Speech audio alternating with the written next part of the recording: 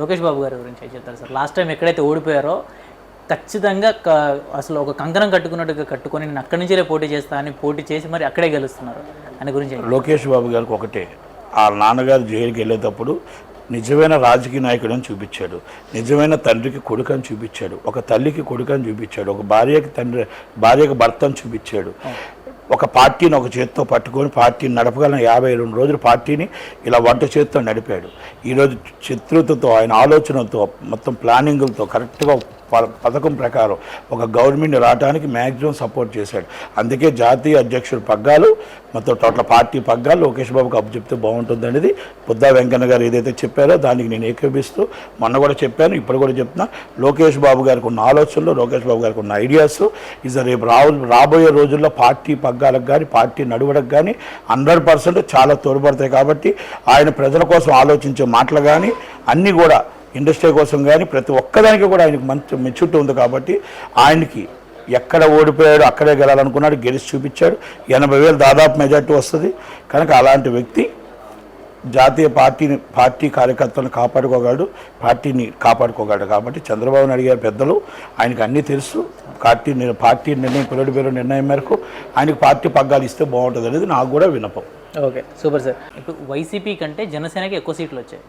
గెలవడం గురించి చూసుకున్నట్లయితే మీకు వైసీపీ మీకు నెక్స్ట్ ఇంకొకటి చెప్తున్నా, నెక్స్ట్ ఈజ్ ప్రతిపక్షం అని కాంగ్రెస్ పోషిస్తుంది. అక్కడ వైసీపీ ఈజ్ అవుట్, బిసాన్ సర్దుకొని వెళ్ళిపోతుంది. ఇవాళ లోటస్ పాయింటా లేకపోతే బెంగళూరు ఇవాళ సాయంకాలం ఆటోమేటిక్గా వచ్చేస్తారు అంతే. మీ కాంగ్రెస్ పార్టీకి వచ్చేస్తారు మొత్తం అందరూ.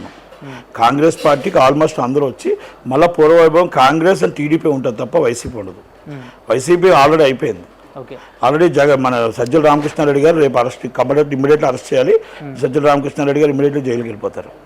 చాలామంది వెళ్తారు, చాలామంది ఆఫీసర్లు వెళ్తారు, చాలామంది వెళ్తారు. చాలామంది తప్పులు చేసి చాలామంది మొత్తం టోటల్గా చాలా ఉన్నాయి. అన్నీ కూడా త్వరలోనే తీస్తారు. ఎందుకంటే ఒకటి, ఇది కక్ష సాధింపు కాదు, ప్రజల రక్షణ కోసం కంపల్సరీ చేయాల్సిన అరెస్టులు, కొంతమంది ప్రజలను కాపాడడం కోసం చేయాల్సిన అరెస్టులు, ప్రజల డబ్బుని కాపాడడం కోసం చేయాల్సిన అరెస్టులు, ప్రజల డబ్బు నిలబెట్టడం కోసం చేయాల్సిన అరెస్టులు. ఇది కక్ష సాధింపు కాదు. ఓకే, ఎలక్షన్స్ అయిపోయిన తర్వాత జగన్మోహన్ రెడ్డి గారి మీద ఏదైతే పాత కేసులు అయితే ఉన్నాయో వాటి వల్ల మళ్ళీ లోపలికి వెళ్ళే అవకాశం ఏమైనా ఉందంటారు? ఏమండి, చట్టానికి ఎవరు అతిథులు కారు. చట్టం పని తన పని తాను చేసుకుపోతుంది. ఆయన తప్పు చేస్తే జైలుకి వెళ్తాడు, తప్పు చేయకపోతే బయట ఉంటాడు, అంతే. Okay, and next Pawan Kalyan గారికి ఎలాంటి పొజిషన్ ఉండబోతుంది సార్? పవన్ కళ్యాణ్ గారు లేకపోతే ఈరోజు రాష్ట్రంలో టీడీపీ లేదు, పవన్ కళ్యాణ్ గారు లేరు, కూటమి లేదు.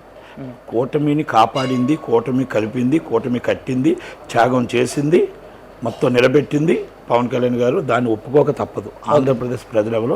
దానికి చంద్రబాబు నాయుడు గారు ఎప్పుడు కూడా దానికి కృతజ్ఞత ఉంటాడు. ఆయనకి ఏ రోజు కూడా హోదా తగ్గదు. ఆ హోదా తగ్గే పని ఇప్పుడు చేయడని చంద్రబాబు నాయుడు గారు నేను అనుకుంటున్నాను.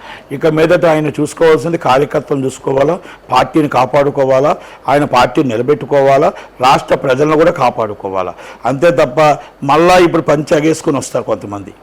మొత్తం టోటల్గా ఆల్రెడీ రెడీ అయ్యారు, బుకేలు రెడీ చేస్తున్నారు, గజమాళ్ళు, బుకేలు, పంచులు, కొత్త పంచులు కొనుక్కొని వస్తున్నారు.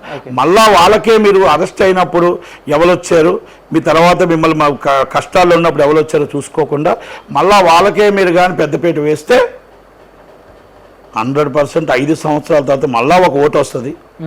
ప్రజలు తిరగబడితే ఎలాగుంటుంది అనేది ఇది చూపించారు కదా, అది మనకి కూడా చూపిస్తారు. ఎమ్మెల్యేలకు అందరికీ మా మనపం, మిమ్మల్ని గెలిచిన ప్రజలకి మీరు ఫోన్ నెంబర్ ఇవ్వండి, మిమ్మల్ని గెలిచిన ప్రజలకి మీరు అందుబాటులో ఉండండి. మీరు పిఎస్లు పెట్టుకొని సార్ బిజీగా ఉన్నారండి, సార్ పడుకున్నారండి, సార్ రేపు వస్తారండి అని కాదు. ప్రజలకు అందుబాటులో ఉన్న ఎమ్మెల్యేనే రేపు 5 సంవత్సరాలకి గెలుస్తాడు. ప్రజలకు అందుబాటులో లేని ఎమ్మెల్యే మళ్ళీ 5 సంవత్సరాల తర్వాత ఇంటికి వెళ్ళిపోతాడు. పిఎస్లు ఓడించినా గెలిపించినా పిఎస్ల వల్లే. ఈ పిఎస్లు అనేది మాత్రం దయచేసి దూరం పెట్టండి. ఈ పిఎస్లు అందరినీ దూరం చేసి ప్రజలకు దగ్గర అవ్వండి. నేను ఎమ్మెల్యేలకు ఒకటే చెప్తున్నా, మంత్రులకు పిఎస్ కావాలి, మీకు లోకేష్ గారికి పిఎస్ కావాలి, చంద్రబాబు నాయుడు గారికి పవన్ కళ్యాణ్ గారికి కావాలి. కానీ ఎమ్మెల్యేలకు వద్దండి. మిమ్మల్ని ఒక చుట్టూ మీ ఎమ్మెల్యే నియోజకవర్గంకి మీకు ఎమ్మెల్యేని చేశారు మిమ్మల్ని, కనుక పిఎస్ని పెట్టుకోండి. కానీ ప్రజలతో మమేకం అవ్వండి, ప్రజల బాధను తెలుసుకోండి. మధ్యవర్తిత్వం ఒకరిని చేయకండి, డైరెక్ట్ మీరు ప్రజలతో మాట్లాడితే ఆ బాధ ఆ కష్టం మీకు తెలుస్తుంది. కనుక ప్రతి ఎమ్మెల్యే దయచేసి బాధ్యతగా వహించండి తప్ప ఇది మేము చాలా గొప్ప గెలుపు అని అనుకోకండి. మీకు గెలుపు చంద్రబాబు నాయుడు గారు, పవన్ కళ్యాణ్ గారు ప్రజల కోపంతో, జగన్మోహన్ రెడ్డి గారి కోపంతో, కసితో ఓటేశారని మాత్రం గుర్తుపెట్టుకోవాలి. ఇది మన బాధ్యత అని గుర్తుపెట్టుకోవాలి తప్ప ఇది మన బాధ్యత కాదు, మేము చాలా గొప్ప 5 సంవత్సరాలు మనల్ని ఏమో అనలేరు అనుకుంటే 5 సంవత్సరాల తర్వాత కూడా ఎలక్షన్ వస్తుంది, అప్పుడు కూడా ఇదే తిరగబడతారని మాత్రం మనం గుర్తుపెట్టుకోవాలి. డెఫినెట్గా సార్. అయితే వైసీపీ నుంచి కొంతమంది కాదు, ఆల్మోస్ట్ చాలామంది వరకు ఎంపీలు ఎవరైతే ఉన్నారో ఎంపీలు అండ్ ఎప్పటి నుంచో పార్టీలో ఉన్న వాళ్ళు చాలామంది ఓడిపోవడం జరిగింది. అసలు డిపాజిట్లు కూడా చాలా తక్కువ పడ్డాయి. సో అటువంటి వాళ్ళ గురించి ఏం చెప్తారు సార్?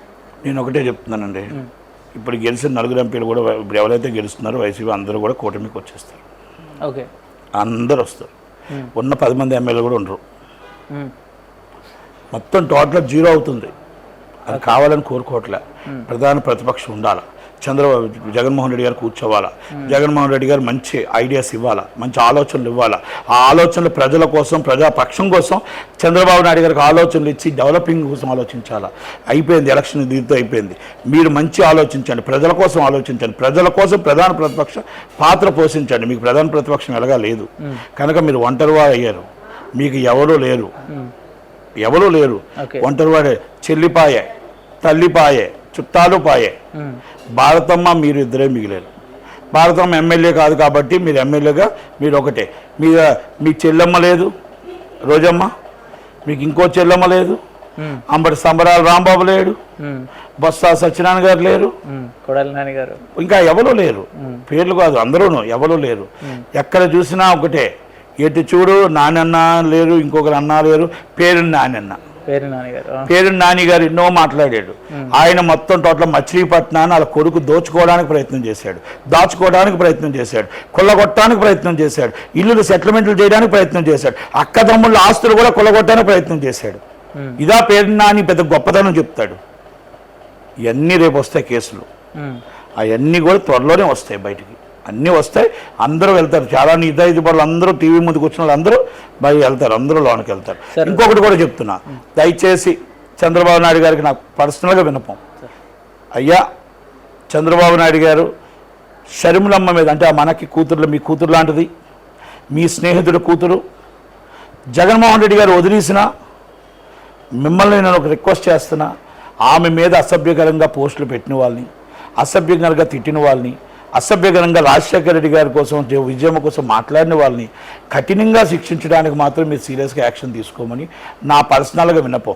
ఆడబిడ్డ ఎవరికైనా ఆడబిడ్డే, ఆ ఆడబిడ్డను మన ఆడబిడ్డ కన్నీళ్ళు పెడితే మనకి ఇంటికి మంచి అనిపించదు. కనుక ఆ ఉసురు మాత్రం 100% జగన్మోహన్ రెడ్డికి భారతమ్మకి తగిలిందని మాత్రం చెప్పగలుగుతా.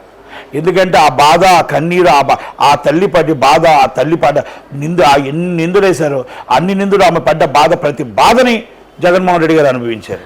కనుక దయచేసి చంద్రబాబు నాయుడు గారికి ఒకటే, ఎంక్వైరీ చేసి ఇమ్మీడియట్ అలాంటి వాళ్ళందరినీ అరెస్ట్ చేసి మునుమెన్నటూ ఏ ఆడపిల్ల మీద ఇలాంటి అబండాలు, ఇలాంటి సోషల్ మీడియాలో పోస్టులు పెట్టకుండా వాళ్ళ మీద సీరియస్ యాక్షన్ తీసుకోవాలనేది నా మనవి.